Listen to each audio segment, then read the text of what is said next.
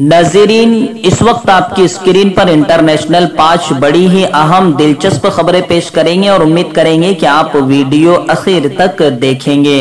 नाज़रीन, पहली अहम खबर जो इस वक्त हमारी निगाहों के सामने आपकी स्क्रीन पर मौजूद है, कुर्सी छूट गई, अब बीवी भी छोड़ने वाली है। बरतानवी अखबार दी इंडिपेंडेंट का दावा।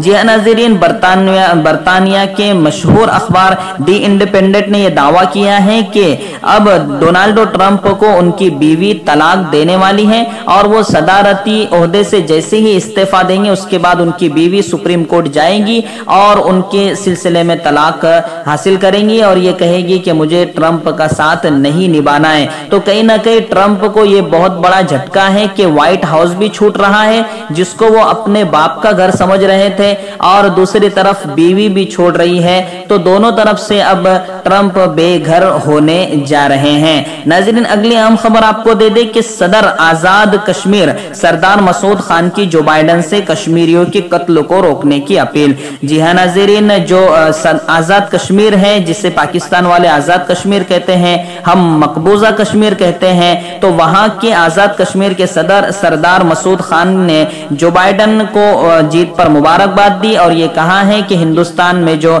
मकबूजा कश्मीर है उनके मुताबिक, हमारे मुताबिक जम्मू कश्मीर है, तो वहां कत्ले आम किया जा रहा है और हिंदुस्तान की फौजी आर्मी दिन दहाड़े मुसलमानों का कत्ल कर रही है। तो जो बाइडन उस कत्ले आम को रोके, इस तरह का उन्होंने जो बाइडन से मुतालबा किया है। अब देखना यह है कि जो बाइडन इस सिलसिले में क्या करते हैं। आपको बता दें कि जो बाइडन 370 के खिलाफ भी बोल चुके हैं कि कश्मीर में 370 का कानून उठाया जा चुका है और ट्रंप को वो इस सिलसिले में खत भी लिख चुके थे कि कश्मीरियों के सिलसिले में अमेरिका की भूमि क्या है वो वाजे कीजिए और आगे इकदाम करिए और कश्मीरियों के सिलसिले में पूरी रिपोर्ट हिंदुस्तान से लीजिए। इस तरह का जो बाइडन मुतालबा भी कर चुके हैं। तो कहीं ना कहीं कश्मीरियों के सिलसिले में जो बाइडन कुछ ना कुछ आगे बढ़ सकते हैं। नाज़रीन, अगली आम खबर आपको दे दे कि अमेरिकी इंतखाबात में 57 मुस्लिम उम्मीदवार जीते हैं।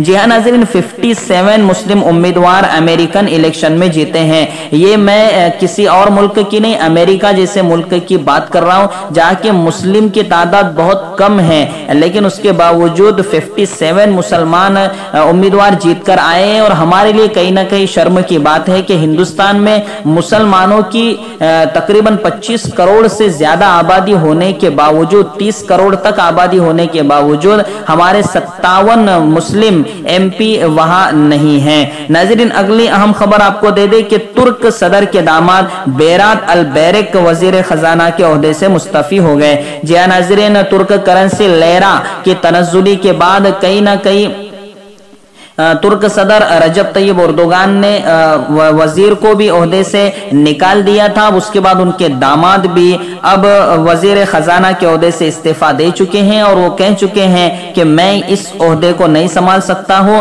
अपने कमजोरी की वजह से और मैं अपने घर वालों के साथ रहना चाहता हूं। तो कहीं ना कहीं ये एक बेहतरीन संकेत है कि अगर आप किसी जिम्मेदारी को नहीं निभा सकते हो तो इस्तीफा दे दो, अगर आप उस जिम्मेदारी पर पूरे नहीं उतरते हो तो घर बैठ जाओ। हमारे इस मुल्क के रहनुमाओं को और सियासतदानों को इससे सबक लेने की जरूरत है।